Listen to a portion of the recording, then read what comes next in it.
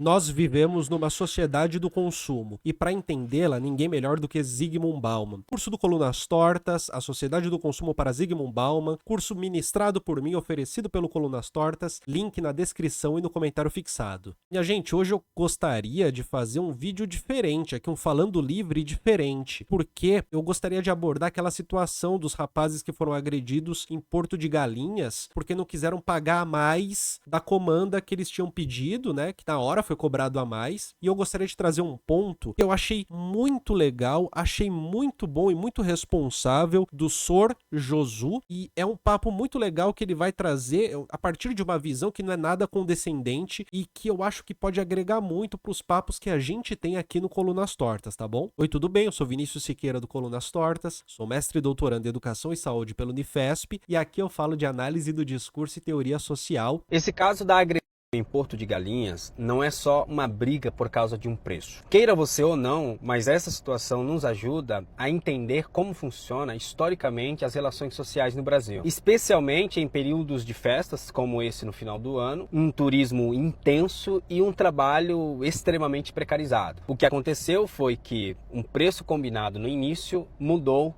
quando os dois decidiram pagar a conta. E cá para nós, a gente sabe que isso não é novidade, por isso que a gente precisa se precaver. Existe uma cultura antiga aqui no Brasil de tentar sempre ganhar um pouco mais. E não digo ganhar um pouco mais no sentido de trabalhar mais, de buscar mais, de fazer o seu corre. Não, porque isso todos nós fazemos. Eu estou falando de querer se beneficiar na fragilidade do outro. Desde a formação colonial, a sociedade brasileira se estruturou sobre relações desiguais. Essas relações desiguais são baseadas na informalidade e na ausência de mediações institucionais sólidas. Em Raízes do Brasil, Sérgio Buarque de Holanda nos mostra que a vida social brasileira se organiza menos por regras impessoais e mais por relações pessoais, marcadas por espertezas. Nesse contexto, historicamente falando... Assim, eu queria começar aqui dizendo que é muito interessante ele trazer o Sérgio Buarque de Holanda, e eu complementaria com o Roberto da Mata quando ele explica que o jeitinho brasileiro é o azeite das nossas relações, para o bem ou para o mal. Como ele é o azeite das nossas relações, a consideração pelo outro é algo essencial, e essa consideração faz com que não se tenha uma intermediação institucional de norma, porque no fundo a norma tende a ser a consideração, tende a ser aquele olhar que, com muitas aspas, é o olhar mais humano, aquele olhar em que a simpatia está sempre em primeiro lugar, aquele olhar que impede a existência do conflito e, pior, impede que esse conflito, ao estourar, ao existir, que ele seja resolvido sem a violência, porque no fundo, quando alguém não entra na dinâmica do jeitinho, quando alguém não tem essa consideração, não mantém a simpatia, tudo se passa como se essa pessoa fosse o tabu, fosse aquela que deve ser estigmatizada. A busca por tirar vantagem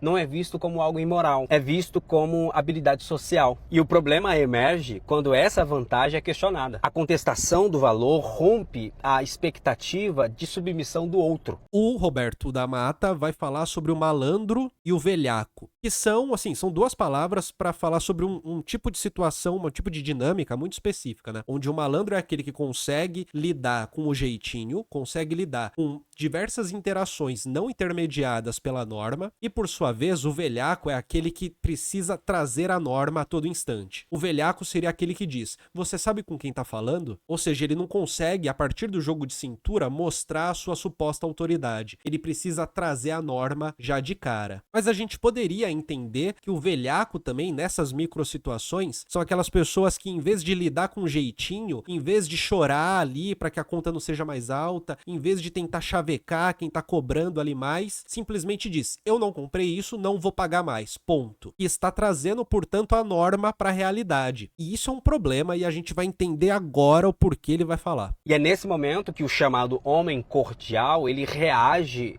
a partir da emoção, porque a discordância deixa de ser econômica e passa a ser vivida como uma afronta pessoal. No caso em específico, as vítimas são dois homens, um casal que alega ter sido alvo de homicídio. E isso adiciona uma camada fundamental nessa análise. Nunca ocorre em um vazio social. Ela sempre se cruza em uma sociedade historicamente patriarcal, heteronormativa e violenta em relação aos corpos dissidentes. Quando uma suposta autoridade, construída por uma perspectiva patriarcal, já está fragilizada pelo conflito econômico, a orientação sexual pode se tornar um marcador para a desumanização. E esse marcador para desumanização faz com que o conflito deixe de ser sobre algo e vire sobre alguém. Deixa de ser um conflito sobre uma coisa e se transforma num conflito sobre quem tem autoridade de dar a última palavra. Deixa de ser um conflito sobre uma conta a ser paga e passa a ser um conflito sobre quem você pensa que é para não aceitar o que eu estou mandando, para não aceitar a conta que eu tô cobrando. Quem você pensa que é para me afrontar. E gente, assim, eu tô fazendo esses complementos, mas hoje a gente tá nesse navio sendo guiado pelo Sor Josu. O crédito é todo dele. Eu vi esse vídeo, sabia que seria ótimo pra gente dar uma olhada e pra mim tá sendo maravilhoso. Assim funciona como um gatilho ou intensificador da... Não se trata de uma briga por dinheiro, mas daquele que pode ou não contestar. Existem inúmeras coisas que a gente pode pensar em relação a isso que aconteceu em Porto de Galinhas. A gente pode pensar nessa cultura histórica de tirar vantagem, a gente pode pensar na precarização do trabalho dessas pessoas que estão trabalhando nessas barracas também, na informalidade, na ignorância. E aí, meus amigos e minhas amigas, enquanto a sociedade brasileira continuar minimizando a precarização do trabalho, a tolerar sobre os corpos dissidentes, episódios como esse, infelizmente, vão continuar acontecendo. E aqui a gente chega no ponto que pra mim é crucial, né? Onde ele arremata trazendo uma perspectiva e não coloca culpa em ninguém. Culpa no sentido cristão, culpado, não tem culpa de ninguém. Todo mundo é responsável pelo que faz individualmente. Responsabilidade todo mundo tem. Mas o ponto não é esse, não é encontrar o culpado, mas é sim compreender que toda essa dinâmica ela é criada num fundo, geralmente, de precarização do trabalho, num fundo de intolerância, num fundo também, num caldo cultural em que passar a perna naquele que parece estar numa situação vulnerável é legítimo, pode até não ser alguém que estruturalmente é vulnerável, pode ser o homem branco de classe média cristão, mas que como naquela situação ele está numa posição vulnerável, é 1 contra 10, por exemplo, passa a valer a pena dar uma passadinha de perna. E não é só valer a pena num sentido emocional, num sentido de tudo bem, né, vale a pena, vou zoar aqui com esse cara. É porque, de fato, existe uma formação cultural em que, em certos momentos, o bom uso da malandragem é muito bem aceito. E, além disso, quando a vítima reage, ela é vista como culpada. Culpada, assim, responsável, né, pela situação estressante, justamente por não ter se adequado à dinâmica que está sendo imposta por quem está em maioria. E nisso surge aquela frase clássica que é: quem você pensa que é para não aceitar o que eu tô falando? Quem você pensa que é para não me acatar? Quem você pensa que é para não aceitar a situação que eu estou impondo a você? Quem você pensa que é? Esse quem você pensa que é, ele eu acho muito simbólico. Eu acho que ele é simbólico demais pra gente compreender que um conflito, ele dificilmente nessas dinâmicas vai ser sobre algo, mas vai ser sobre quem pode e quem não pode, como disse o Sor Josu, contestar. Quem tem uma posição legítima para realizar uma contestação e quem precisa simplesmente aceitar. Tudo bem? Eu gostaria de aproveitar também para falar para você sobre o curso A Sociedade do Consumo para Zygmunt Bauman. É um curso que eu fiz, eu gravei, oferecido aqui pelo Colunas Tortas, onde eu trago o arcabouço do Zygmunt Bauman para falar sobre consumo, que me parece ser relevantíssimo no nosso presente. Cara, nos cursos do Colunas Tortas, mais de 500 pessoas já participaram, tem as avaliações, o pessoal dizendo o que achou, e nesse curso especificamente, eu começo falando sobre um autor chamado Louis Althusser, que é um filósofo francês que meio que funciona como base para o Zygmunt Bauman